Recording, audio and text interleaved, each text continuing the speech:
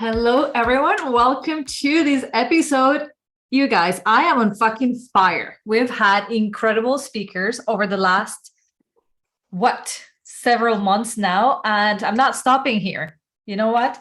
I've got access to incredible human beings who want to be here. So I'm giving you all access to them. And today I am here with another coach. You guys might be wondering, why do I interview so many coaches? Because they're cool people, okay? They want to talk to me and I want to talk to them. And also, I am privileged right now being coached with other coaches. I get to know them and then get to share their insights with you guys. But today's subject is going to be phenomenal. So sit down and or walk or drive with us. I don't care, whatever you want to do, but you're going to love it because we're going to talk about the challenge of lowering your standards to improve the quality of your life. And if you are like Kat and I, you would have had a point in your life where you were like, but I want to be the best at everything. And if I lower my standards, what would happen to the quality of my life? And so you go down the path of having a highly stressful life where there is zero flexibility, a lot of strictness, and almost no fun at all. So Kat and I are fun, okay? We love a fun life and we chose ultimately to have fun. And so, Kat, I'm going to let you introduce yourself if you want to. I think you do a better job than I do. Plus, all I have is your accomplishments as a coach, and I would really love for them to just hear more than what you are. So, her name is Kat Arapis. Yes, I said that right. You nailed it. Where's the last name from? I'm Greek, so I'm a first-generation Canadian. My dad's from Greece. My mom's from Croatia. That's amazing. Yeah. I thought, maybe I knew this. And yes, she's Canadian, you guys. So I think now there's like 3 of my speakers that are Canadian. However, Kat lives in beautiful Mexico. Mm-hmm. And I'm only a little bit jealous of that. As the time of the recording right now, we just had 20 centimeters of snowfall overnight, and it's still snowing. So I'm a little jealous of your nice tan, and you're showing me your shoulder. I wish I was not freezing right now.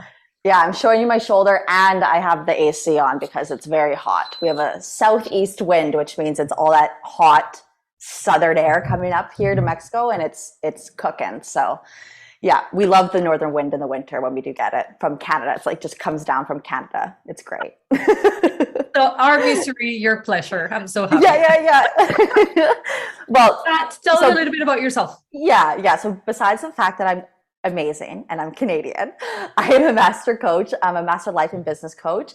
And I help my clients. My clients are entrepreneurs, coaches, practitioners, experts, consultants. I help them make more money, work less, and actually fully enjoy their life. That is a huge part of what I do. And that's why I'm so excited to be here on Olga's podcast, because I think, and this is exactly what we're going to be talking about today with like the lowering our standards piece.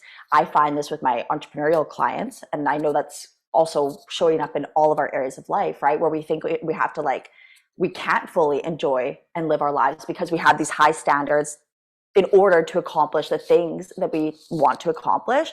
And then we think that okay, I'll enjoy my life later once I accomplish these things via these high standards, via these rigid, the all or nothing. I have to be the best, the perfect at XYZ. And if I'm not, I won't reach the goal. So I don't have time to just enjoy my life and live my life fully. And I always tell my clients, and this is the same whether you're an entrepreneur or not, I 100% deeply believe this, where it's actually a requirement, whatever your goal is, whether it's a weight loss goal, family goal, whatever it is, career goal, it's actually a requirement to fully love and live your life. It's not something that's earned at the end of the rainbow. It's part of the process. It's actually how you'll create the goal that you want in the way that you want it to feel. So I'll stop rambling. That's kind of my intro. So I had to press record because we were starting this conversation. We're what are we going to talk about? What about this? And we went on already, carried on. So this is going to be a fun episode. Mm-hmm. As you can already sense, we've got some synergy happening here, which is, I love when that happens because then you guys will get the best out of the best. As always, these episodes with guests are recorded in my mind, the two friends chatting. We are actually having coffee at the moment.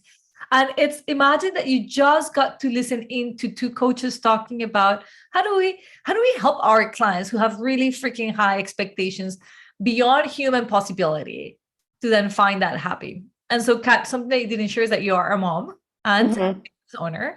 So like me, I think you understand, and like most of the people who might be listening to us, we understand firsthand what it's like to have multiple drives that pull you in different directions. And nobody ever wakes up in the morning and says, I don't want to be the best mom today. I just average or bad mom. We obviously all have a really great intention to be good moms, good employees, good partners, good. We just want to be good. That's like, for the majority of us, a desire. The problem is when we just make that not be enough. Nothing is ever enough, right? And that's when these expectations kind of show up. Yeah. So how do we start this? Where do we want to go with this, Kat? How do we? I think like the first place, like I think the first place is like, okay, let's identify if like this is showing up for you. And I think the easiest thing to identify if this is showing up for you is like an obvious symptom or sign is like if you experience a lot of pressure or like anxiousness towards like the things that you're creating. And I say that because I've been seeing that showing up for me in new motherhood. Right. Like the postpartum anxiety. And I'm a master certified coach. I have a really great handle on my mental and emotional and energetic landscape. And still, right, this is something that I have been grappling over the last year-ish. And that's exactly it, is because I have super high standards, right? It's like this like relentless thinking about, my son and what I want to create with him and how I want to take care of him, and fill in the blank, obviously, if it's any goal in your life or career. Right. Mm-hmm. And I think that's like an obvious sign or for lack of better words, like a red flag of like your standards might be too high, and you can safely lower them and still be the mom that you want to be, or still be the executive that you want to be, or the entrepreneur that you want to be, the business owner. Right. So it's like if pressure or anxiousness is coming up for me, I would love to hear what you think, Olga. That would be like. I think that's definitely one. I also had postpartum anxiety, and so happy that we can talk about this here because for any of you listening, I don't know, for me, I was like so preoccupied with postpartum depression, which is the only thing you hear, like they do screening for that. And I was like, no, I'm good. No depression. That's great. Little did I know I was going to consume by anxiety. So hello, everybody who's had postpartum anxiety. It happens. It's common and you're normal. Yeah. And like you, former therapist, anxiety is my jam. I absolutely love helping people with anxiety, have a great handle on that. And I would argue that yes, if you're suffering from having, I like to call them out of human expectations, because no human can possibly meet those expectations. They're just real in your head. I was telling you, this mom I was just coaching who was absolutely beside herself because she was having a migraine a few days before her period and just didn't feel like parenting. And what kind of a mom was she? I'm like, well, like any other mom, you think you're never going to have a day you don't want to parent. You'd rather do something else, like nurse your headache or your migraine. Yeah. So that anxiety of somehow, I think it's a very specific anxiety for these high standards humans, me included. And it is the not being good enough, right? Like the anxiety of like, I'm not going to show up as the best mom. Or if for those of you who are trying to lose weight, for example, that's, like, this is not going to be good enough. If I take a break, I had one of my sisters-in-law, I invited her to babysit the other day. And she's like, yes, but I absolutely have to do yoga, because if I don't, I'm afraid. I've been doing it well every day, and I'm afraid if I miss one day, it's out the window. Yeah. And it's the same thing of like, if I eat this cupcake, it all goes to shit. Yeah. Right. So it's like there's no leeway. There's no buffer room, right? There's no room for like, and what I always tell my clients, like, there's your divinity and your humanity. And like, there's just no, like, when you have such ruthless high standards for yourself, it's like, you don't leave any room for your humanity. Like what your there is no human side. That's what I mean. It's out of human reality. The realm of humanity is way beyond. And now you're like thinking to yourself, well, I can't miss a day or else.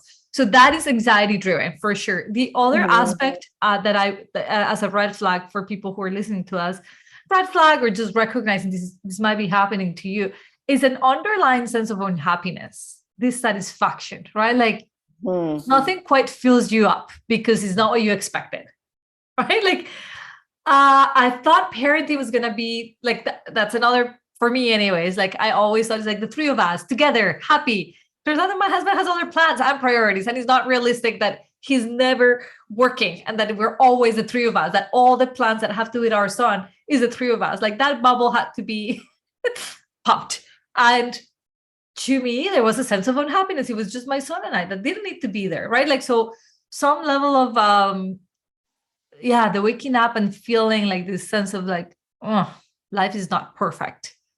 Yeah. And another, like one more that I'll share, because I know like just in what I've witnessed with my clients, like obviously there's like that pressure and like anxiousness. And I'm not like a therapist, so I'm not saying like clinical anxiety, but just like the anxiousness, right? In how you're showing up in your work and life. The other major one, and this one I find so many people resonate with, is like this analogy of like you set the bar like so high, and you constantly feel like you were saying, like you're never good enough, right? Like you constantly feel like you're never reaching that bar, you're never meeting the mark, right? And like on the outside, everybody sees you as confident, successful, ambitious, whatever it is, but on the inside, you don't feel that. Right? On the inside, you don't feel confident. On the inside, you don't feel accomplished, even though like literally, even though it's on paper and people think that. And I think you keep moving the bar up. So you do make it to, like, let's say you had the goal to make 50K in 1 year and you work your ass off and you made 50K in 1 year. And somehow you're sitting there with your goal accomplished and the bar just move up. 60 is not really all that much. Sorry, 50 is not really all that much. So you move it up, and like you said, in the outside, it would look great. But to you, there is like, even when you accomplish the thing, without you knowing, the bar had moved up and you're like, what? And so you're constantly persecuting. I call it persecuting, but it's really seeking out, making it up to a place. I very common within my clients, you guys have to remember, I do coach perfectionist humans who are high achievers or want to be high achievers or are in the set of being or of achieving. The other red flag to me of expectations out of human reality is massive fear of making mistakes, right? Like that is not human. So yes, that expectation that you're never going to make a mistake is going to give you anxiety, is going to be adding a lot of pressure, and it's impossible because if you're human, alive, you're going to make mistakes. And like, that's like a huge thing that like my clients, I think that's like any goal that my client has, I think that's one of the biggest reasons. And I like to say, like, I hope I can say this, if not, delete it later, Olga and team, but it's like, that's the biggest reason they cock block their ability to create the goal. Because they literally, like, I'm thinking of like just one client in particular, obviously I'm not going to name names the details, but it's like, you know, and this is an exercise for everybody to actually take note of, is like, what is the thing that you're afraid of experiencing, right? Like if you were to lower your standards, you're afraid that you might experience this. So for example, like you might be like relentlessly perfecting your, and I coach service providers, right? So let's say you're relentlessly perfecting your offer, right? Because it's like, if it's not perfect, then what if a client comes in and I can't coach them, or they don't get results, or whatever it is, right? So it's like you have this super high, unrealistic, unachievable, never going to happen standard for like your offer, right? And so the best exercise is just to take yourself through like obstacle planning, like plan for that. Like, of course you will experience a client that's disappointed.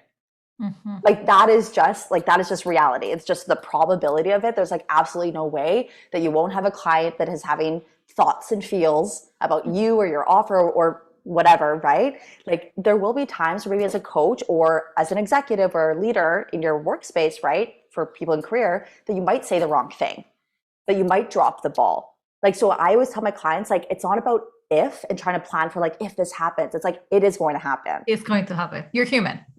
Yeah. It's going to happen, and then plan for it and make it part of the plan. If you plan for it, it's part of the plan.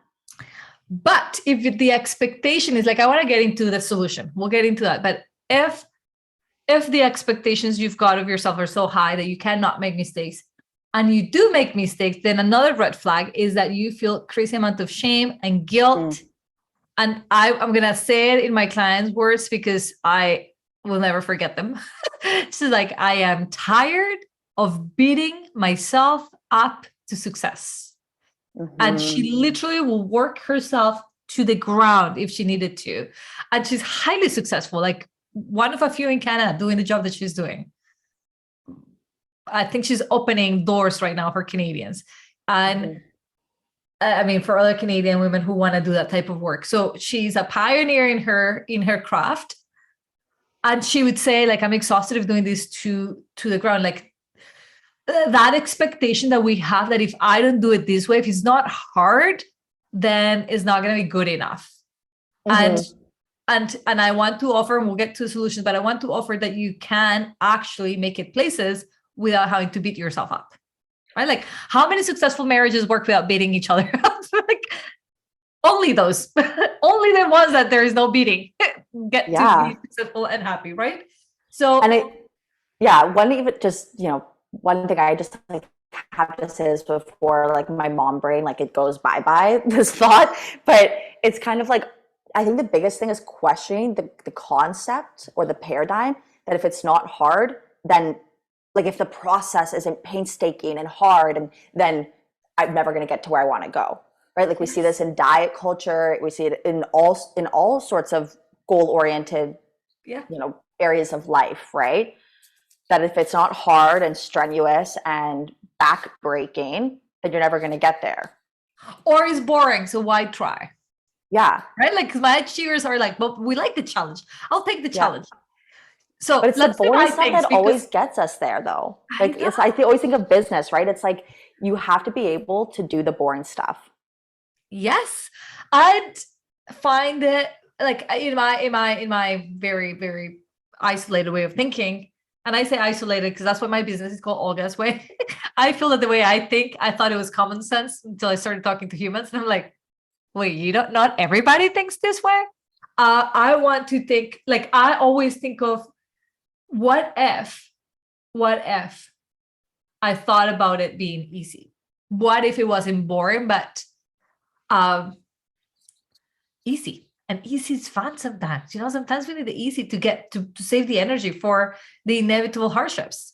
So let's dive into what to coaches will. Like, how do you coach your people out of this? Well, the first thing you kind of started, but I want to, for our listeners, this is where you take notes, okay? Now we get you. We know exactly who you are. Over on the side of the road and write this down. Get off the Peloton and write this down. So the first thing is like identify, like I think like one of my favorite prompts to ask my clients, and I do this all the time with myself as well, is like, what am I afraid of experiencing?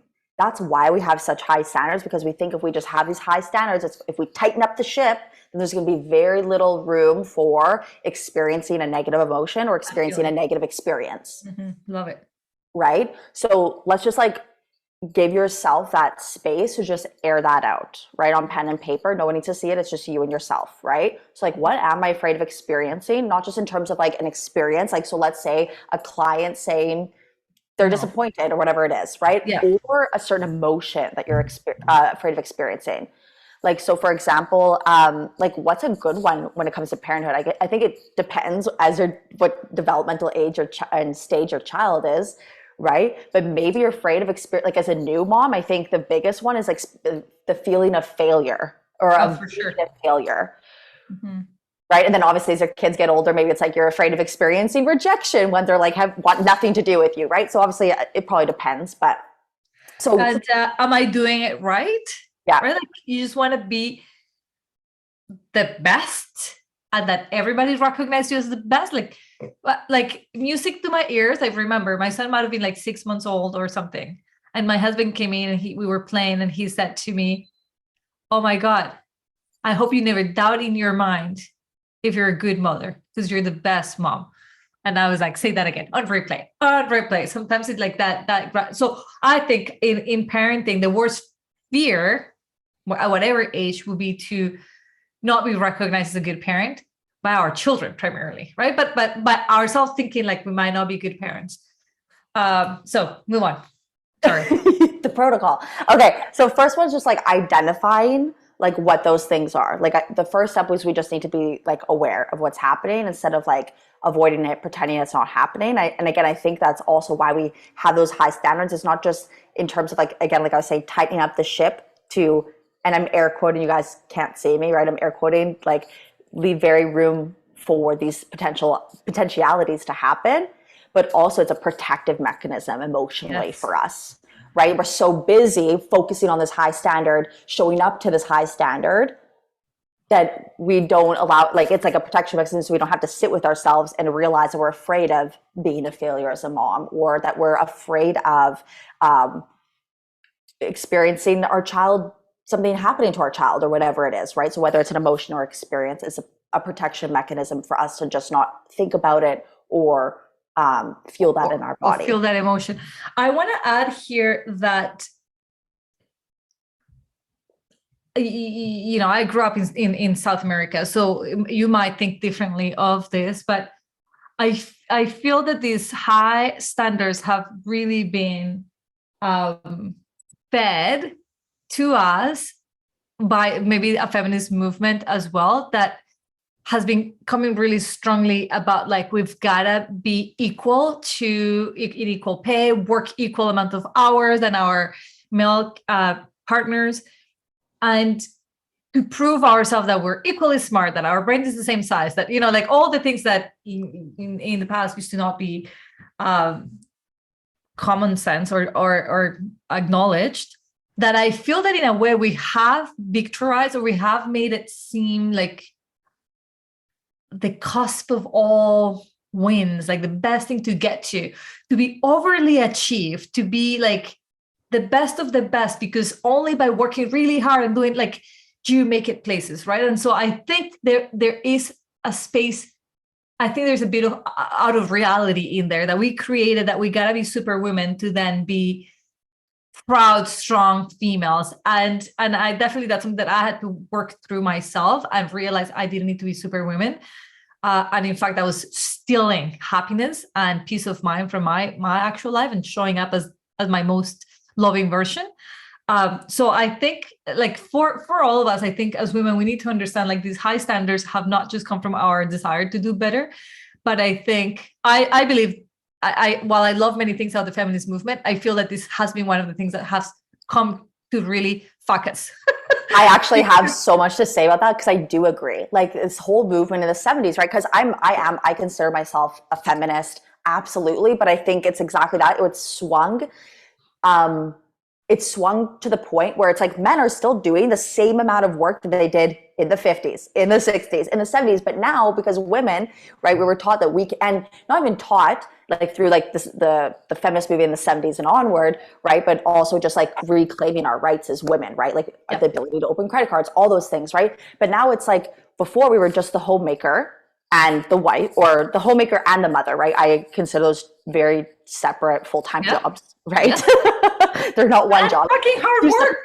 Yeah, but now we're also expected, right, we're taking on way more work, and men still are taking on the same amount of work. Yes, it fucked us up. And then we have these incredibly high standards for ourselves. It doesn't even compute. It's not 2 + 2 = 4. It's like we're trying to make 4 happen from, I don't even know. I can't even do the math. Right now, and this is imposed by us, the women. We are the ones who said this is how. So I love that you identify as a feminist. I don't. And I think a lot of visible minorities wouldn't see ourselves in at least in, well, and now it's changed even more, that I also don't like feel seen by the feminist movement. But so this has nothing to do with it. But I do want to say that it is self-imposed. Right? Like, there is this and now we're adding to be the best. Like, women, we're doing this to one another, right? Like, look at me, I bounced back into my original body after 2 weeks of giving birth. Like, and we're promoting this like the shit. And if you take longer, I got, like, and so we have essentially taking a movement that was intended to give us rights, that was absolutely necessary, to give us a voice, to, like, the pendulum just went the complete other side without noticing that we're just now adding a life of impossibilities, right? Like, where we're just so freaking hard on how perfect we must be, that is unattainable, and it's really robbing us from doing the things that we otherwise would be enjoying. Like, anyways. So So I wanted to have that context. I think it's important to give context to why we have high expectations, why we have such a thirst and drive to achieve and succeed in life. And I think that's beautiful. I am an achiever myself. I thrive by saying, ha, I made it. Like I love that. But keeping in mind you're human and that you've got these other very, very important responsibilities where you're irreplaceable. There's no other mom for your kid. You are your kid's mom, right? Like there is no other like daughter to your parents. You're it. So I think we're irreplaceable. And like this lowering of standards would only help you land into your life, into your role in a way that essentially everything that we told you the red flags are gone. So imagine your life without all of those things, right? Like a much more enjoyable life. All right. So we're going to identify where we recognize that like everything that we're doing to tide up the ship is to one, comply with society's expectations of ourselves, but also it's protective. It's protective of us not feeling inadequate, probably, or like a failure. Yeah, because we're so focused on this high standard, right? That yeah.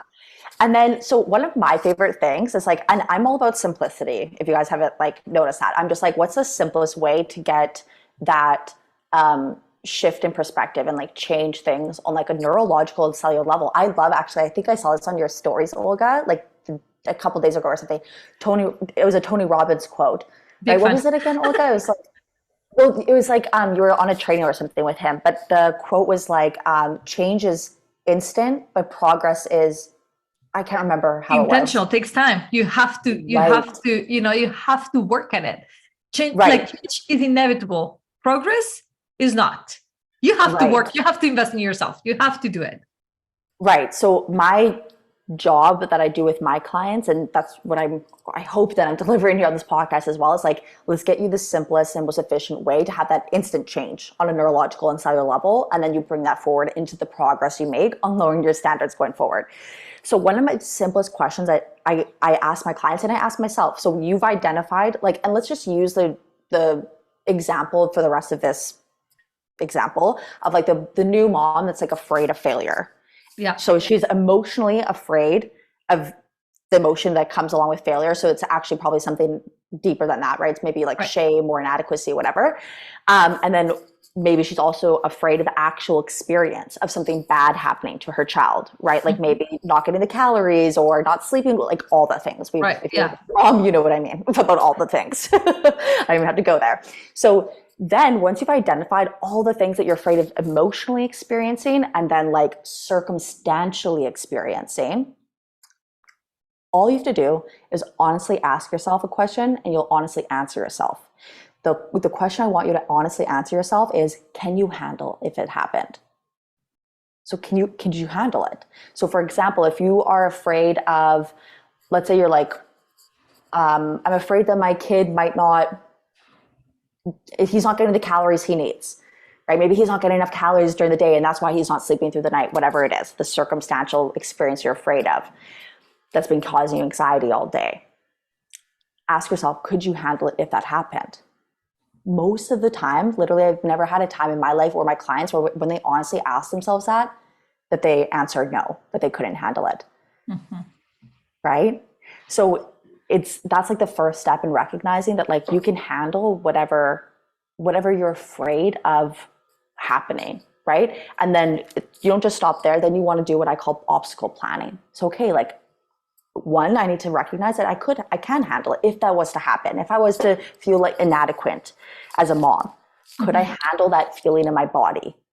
Yeah, I've felt like that probably many times in my life. I can handle that, right? It's not going to kill me literally, right? And then from there, obstacle plan. Okay, so what do I want to do when that happens? I personally love creating protocols for this.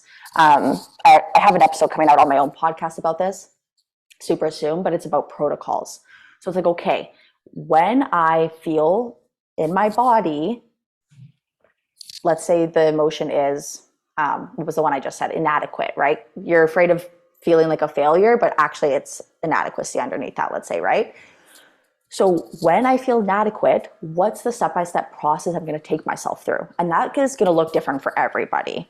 right? Something I might take myself through is like first just like holding space for that and like literally just talking to myself, just like I would talk to my child, right? Like I get that you're super upset about me taking this toy away. I get that, right? Or whatever it is, right? So I would hold space for myself as well, right? Like totally get that you feel inadequate right now. Being a new mom is hard, right? In modern day mamahood is difficult. Like, yes, you don't need to gaslight yourself and pretending it's not. Yeah. Right. So first I just give myself the space to be human and to feel like an inadequate, right? Like I'm not a good mom. Right. So first I give myself that.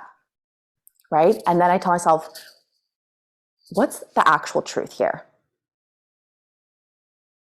Right. So I let my humanity have its space. And then I ask my divinity, what's the actual truth here? Like if God, whatever you believe in, right? Like if God was, what's God's perspective of this? Does God perceive me as inadequate as a mom?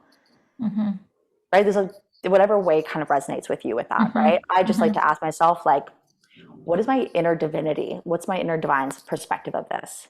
Or what's the truth? Or my higher self. Because some people use God against them, right? So God is judging them more than they're judging themselves. Yep. So, or another question, if you're like totally like atheist, it doesn't like whatever, none of that resonates. Another kind of variation that you can ask yourself is, what am I forgetting to think?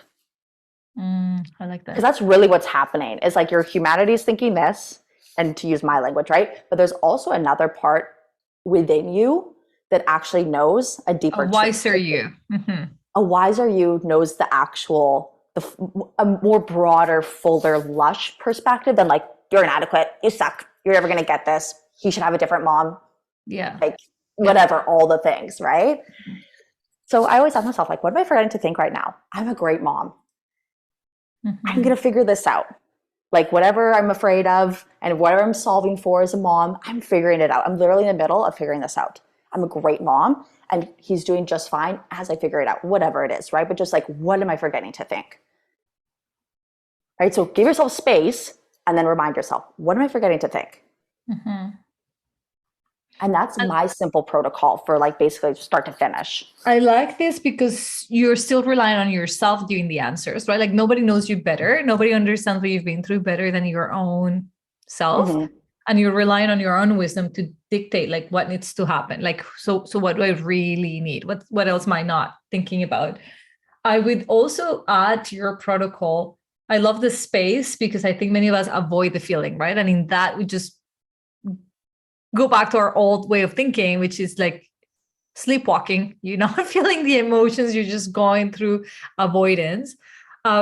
So there is the opening space, questioning yourself at a deeper level. Like, let's think this better. Like, let's feel this better. What else am I forgetting? And I think added to that is like maybe even taking a pause. Like you've given yourself space. You've now thought about it. And before you do anything, like taking a pause. And I like to think like when you were saying like, if the worst case scenario, can you handle it? Sometimes we feel like we couldn't because we've never been through that. My experience as a human, as a mom, and as a human who's been through a lot is that if anybody would have told me what was ahead of in life, I would have been like, there's no way as a 19-year-old I can handle that. And it turned out that I could better. Like I look back and I'm like, that's impressive, the things I've done, how I cope. So we're always anticipating the worst naturally, and we never know how capable we are. But if you're sitting in that place where you're like, well, if something did, my child had failure to thrive and I just couldn't fit them, and what could I handle it? If your answer was no to that because your anxiety is not letting you think like that you're capable beyond measure, who could help me cope with this?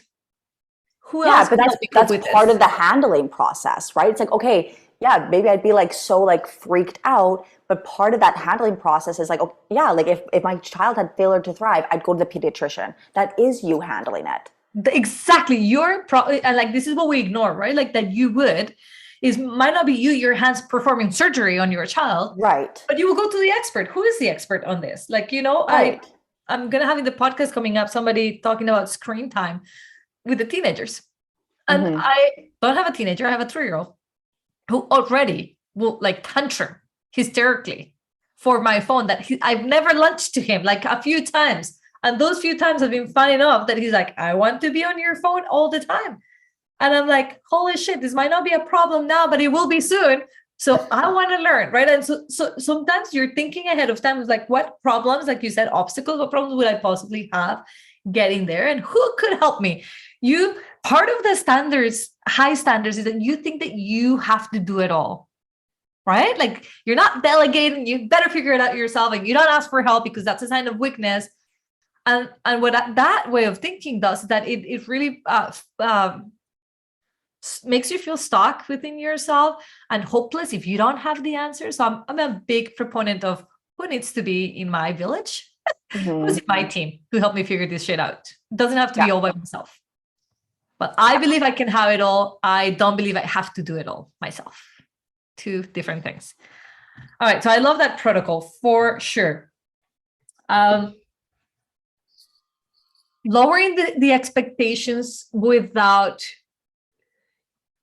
like, the fear is that if I lower my expectations, the quality will be sacrificed, right? Because we coined our achievements and the success of them to having had those high standards. And in any kind of leadership skills and like motivational, we hear like, have really high standards for yourself and then go to them, which I like.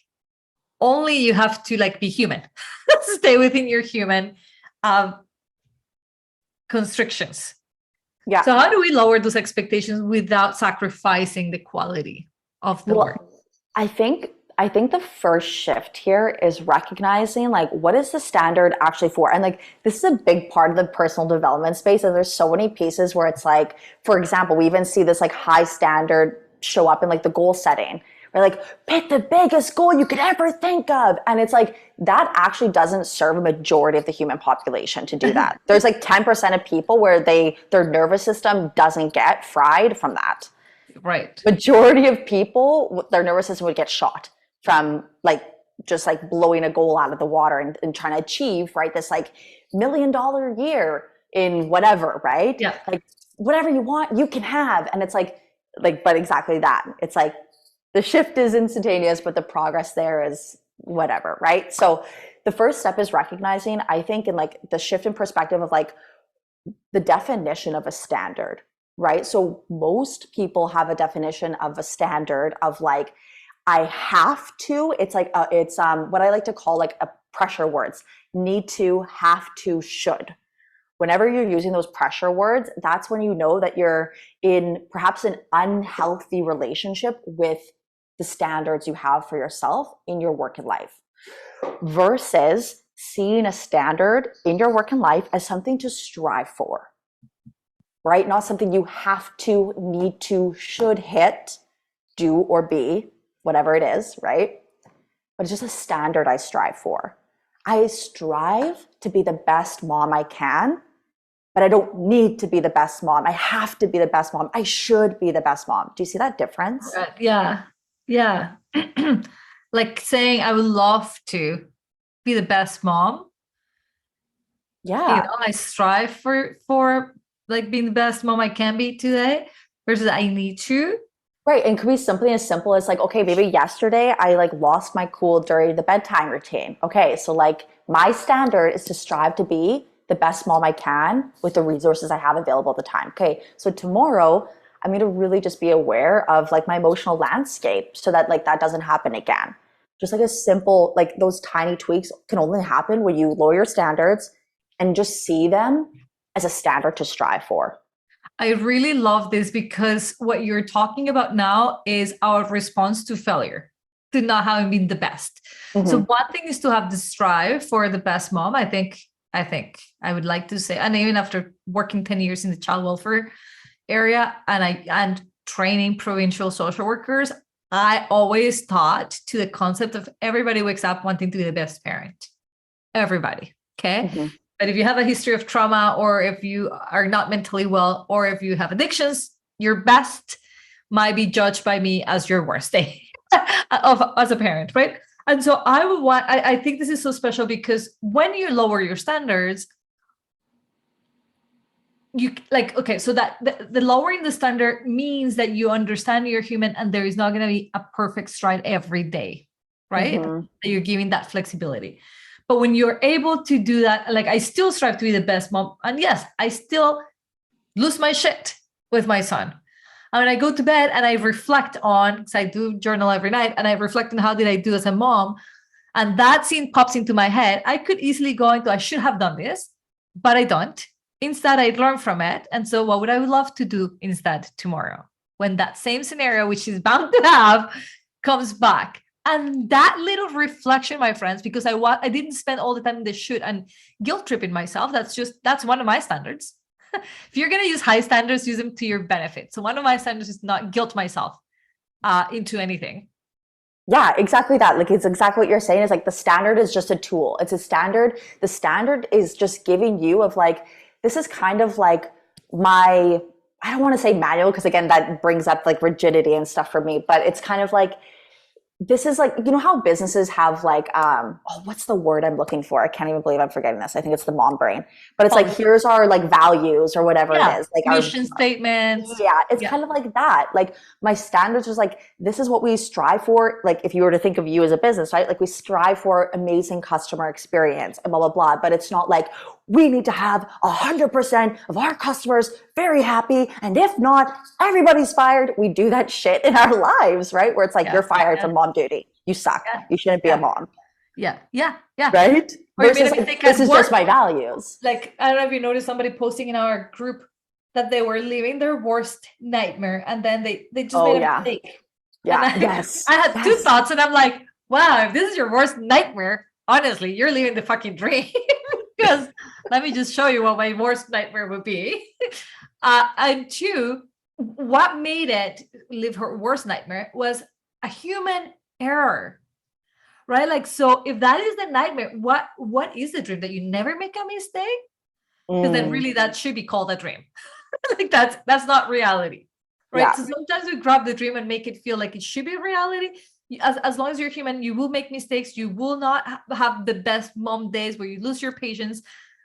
You will make mistakes. You forget details at work. Like you're going to have unhappy people in your family with you because you didn't act the best. It is having the ability to go back in and say, okay, that doesn't go with my mission statement. Great. What caused it? Like I like to just ask myself, like I didn't sleep, or I had too many things, or I didn't have enough plans, so I was bored, like something, or I was multitasking, and that's what that will be far more helpful to you in your strive to do better than guilting yourself and making yourself feel like shit because you made a mistake or because you lost your patience with your child. Does that make sense? Right. Yes, it's exactly that. So it's like your standard is kind of like your mission statement, and it's more of like a tool, not a weapon to use against yourself. It's a tool. It's your North Star. When you steer a little off, right? Because you lost your shit yesterday. Oh, I went a little too far east. Let me bring it a little more north, right? Yes. Yeah. So, okay. So it is really a shift of perception. You can still have a high standard for yourself to be the best of whatever you want to be the best at. However, keeping in mind that is not in mindfulness, we say that nothing is enough forever. Like the problem is we think things are forever, and nothing is in a state of foreverness, right? Like everything goes up, and change is the only constant. And because of that change, your mood changes, your energy level changes, your sleep pattern changes, your circumstances. So your capacity to be patient changes, your capacity to make mistakes changes, right? Like your attention span changes. If you can understand that that's part of being human and almost like budget for it, when it does happen, you're not shocked and feeling like disappointed with yourself. You're like, of course, like you said this about your clients, like, of course you feel this way, right? Like, of course you made a mistake. Let's look into what's been happening, right? Like you had how many tabs open on your screen, and how many tasks were you trying to do at once? Well, no wonder this happened, right? Like, but don't miss the lesson because there is always a lesson, right? When you are able to evaluate from a perspective of like, of course I'm human, so of course I made a mistake. Yeah, and don't let evaluating even become like another piece of homework in your already like long list of things, right? It can just be as simple as like, okay, what's my hunch for why this happened? Like if I could put my finger on it, why did this happen? Mm-hmm. Just like make it a little less like, oh my God, now I need to figure out why this happened. Just like, okay, what's my hunch? Yeah. Mm-hmm. So high standards are great for you. As a coach, I want everybody to have high standards for themselves, because that just the work, the work that goes internally to show up in a way that you're proud of yourself is amazing. Dropping though the beating yourself, the shaming yourself, the guilting yourself, that not the strictness, the lack of flexibility to be human. Drop that, because that is what makes the high standard feels heavy and unhealthy, right? Like the coming back to like I say, I can have all things. I truly believe that, because I also truly believe, but I don't have to do all things. I would ease delegate the cleaning of my house. Would ease delegate that my husband is capable enough to watch our son for while I work or while I go to the spa. Like, because so many of us are like, ooh, but my standards of care will drop when my husband is caring for the child. Of course it will. He has his own standards. So they're not going to be like yours, but will your child still eat and play and survive? If your answer to that is no, then yes, do not leave him with that caregiver. But for most of us, the conflict is that they won't do it the way we do it. So what? Right. I think it's that difference. This is really what's happening, right? It's like it has to look a certain way, right? Like, for example, like when you're like, or we're afraid of like lowering our standards. And then if we lower our standards, then our quality of life, like the way I think my life should look, won't happen, right? It needs to happen and looks like this. And the same thing is in this example, right? I literally just experienced this a couple of weeks ago. I was the sole keeper of sleep, right? He was the only one. I was the only one that my son would let me put him down for sleep and do all the night wakings. And we wanted to bring my partner, because it's like after 11 months, 12 months, I'm like, I'm so fried, like running a business and plus just like not sleeping. I'm like, I've reached my capacity. Yeah. And so, I was in my postpartum group with the support. And, one of the moms said something that was really profound, which is like, I want you guys to carry this. If you're listening to this podcast right now, carry this with you in whatever way this is showing up in your life, if you're not a mom or a parent.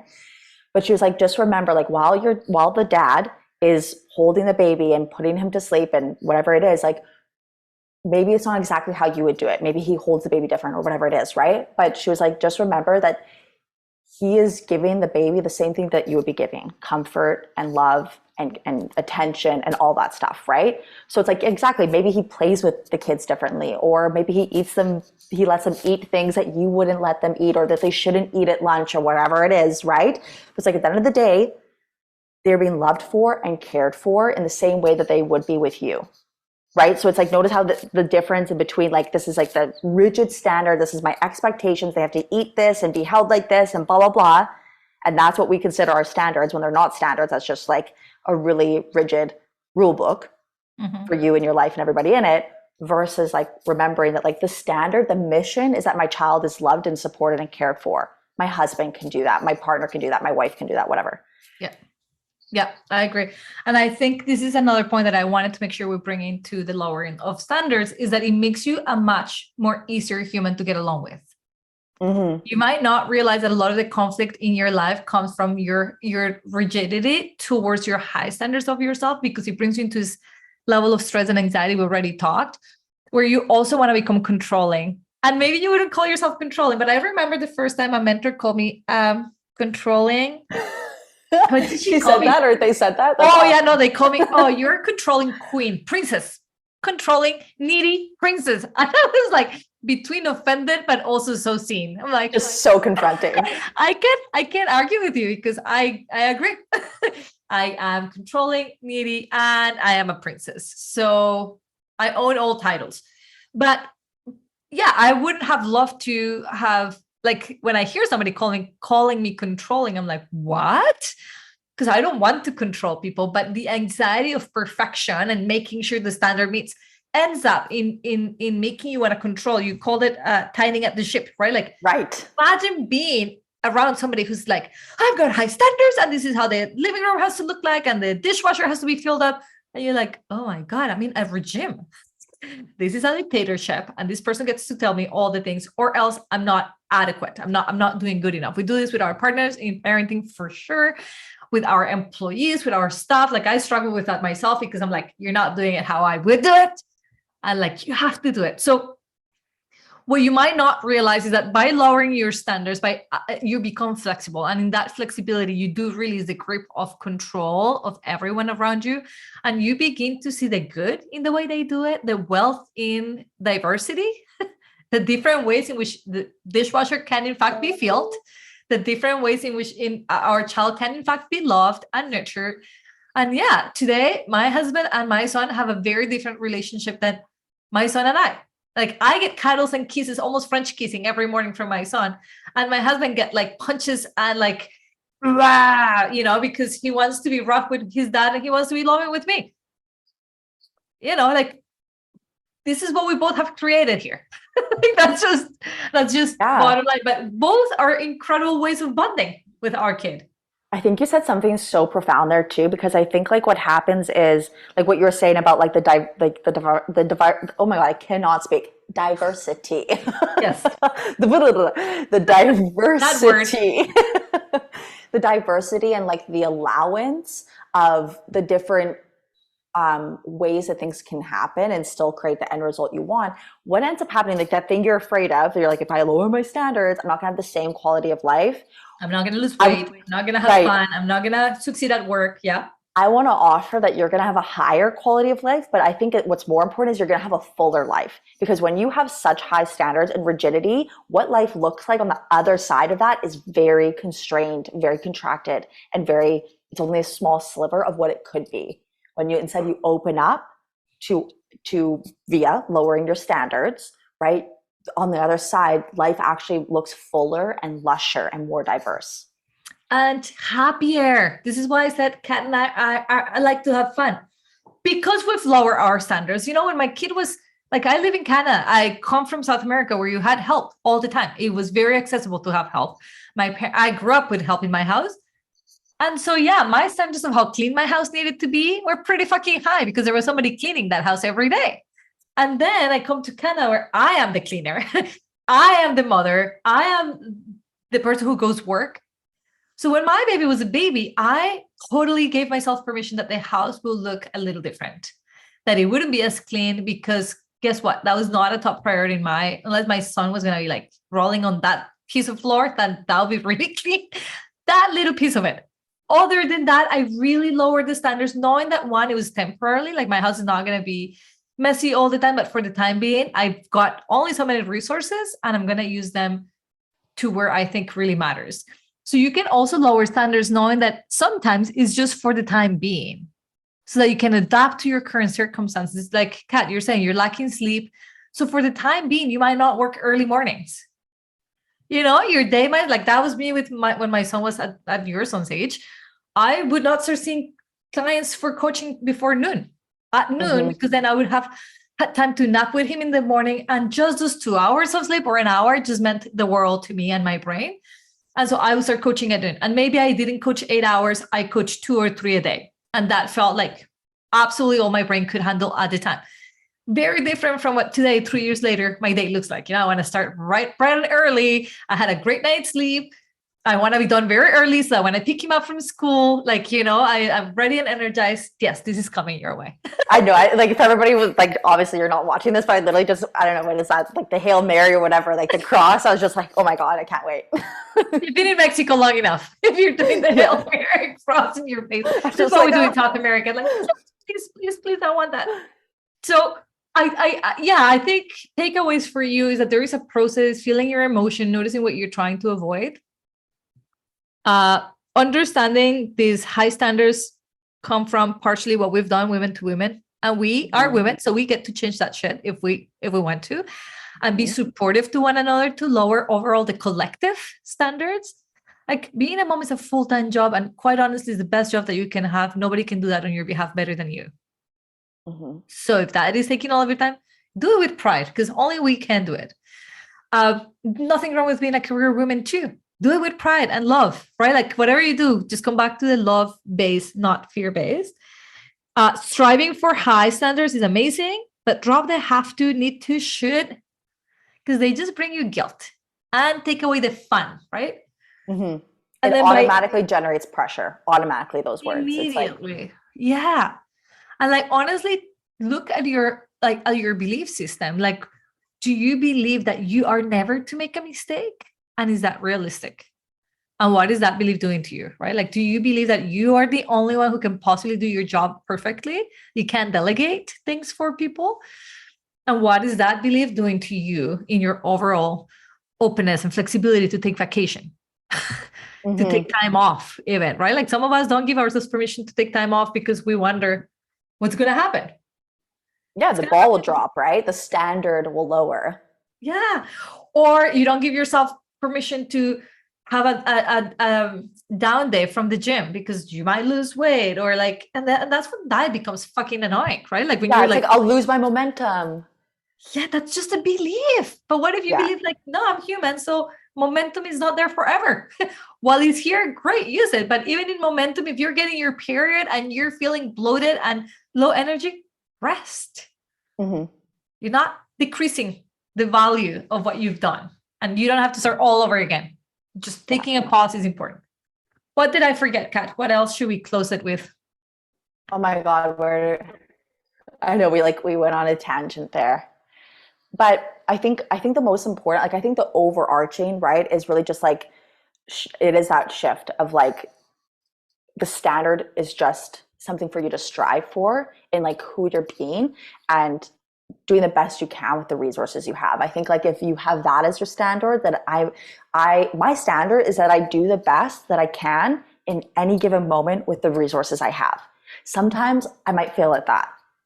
I will fail at that. Mm-hmm. And when I fail at that, I'm going to just bring myself back to that protocol. Yeah.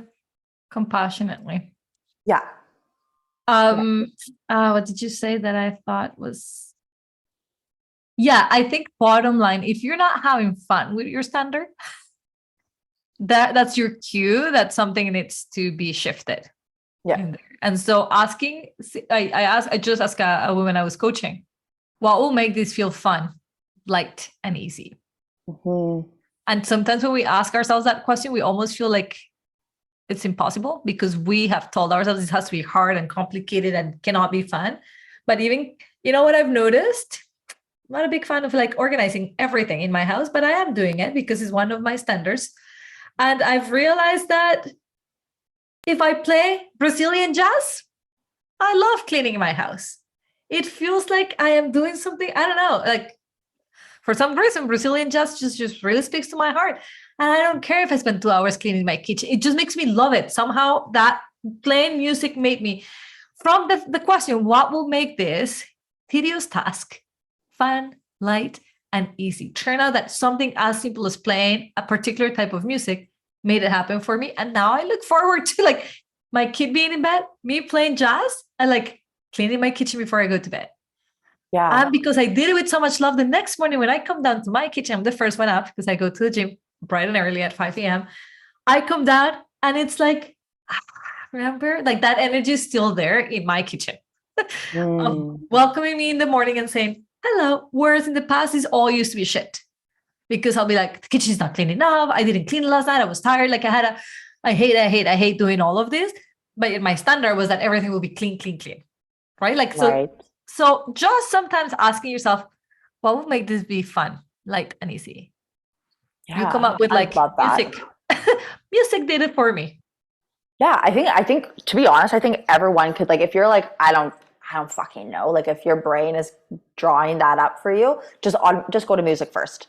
Give that a go. Because I think 100%, like that's huge, right? Because music does something that like connects to both hemispheres or both aspects of our brain, the emotional and the logical, and it connects it. So music does do something magical to us as human beings, actually. So if you don't know, you're like, I don't know what would make this fun, light, and easy. Start with music and then go on from there. Love it. Kat, thank you so much for coming to the podcast. It's been a pleasure talking to you. We'll stay in touch, and you're also coming to talk to my clients, and I can't wait for them to hear and be coached by you. They're gonna love you too. So where can people get a hold of you? Who should get a hold of you? So business owners. Yeah, so business owners, service providers, I think the best place for you to start, you've already got a little tasty poo here. The best place for you to go is to my podcast, where we can dive into some more concepts and juicy coaching one-on-one together via my podcast. So my podcast is Simplify to Scale. You're going to see a gorgeous photo of me with foliage in the background. That's how you know you got there. So Simplify to Scale. Okay. That's awesome. So any entrepreneurs, business owners, service providers who are looking to scale in a simple way, Kat is your human. Also, you can find her on Instagram. We'll have all of her contact in the show notes. So head over to the show notes and do take a listen to her podcast. Kat, honestly, thank you. Thank you. Thank you for having me. It was so fun. It really was. See you guys next Monday.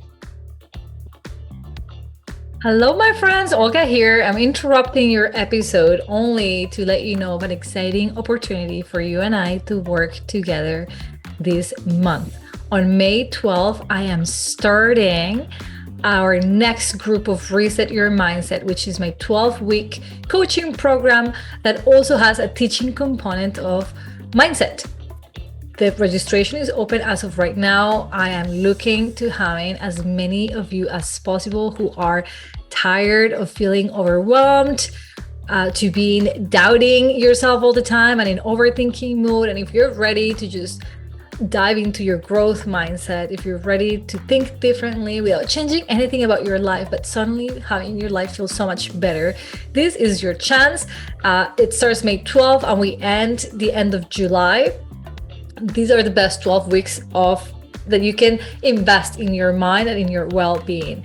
Your money is guaranteed. So if at the end of the 12 weeks you did not or did not see any progress with your confidence, your overthinking didn't slow down, I'm going to give you your money back. So you have zero risk involved. Summer and spring are the best time to do some mindset work. So I'm not sure what's holding you back, but come join me. You can go to the show notes, you can sign up directly, but if you want to talk to me first, you can also book a complimentary call where you and I can just chat about your mindset goals, what's going on for you, and whether or not Reset Your Mindset is a good opportunity. Talk to you guys soon, and I really look forward to seeing you in there.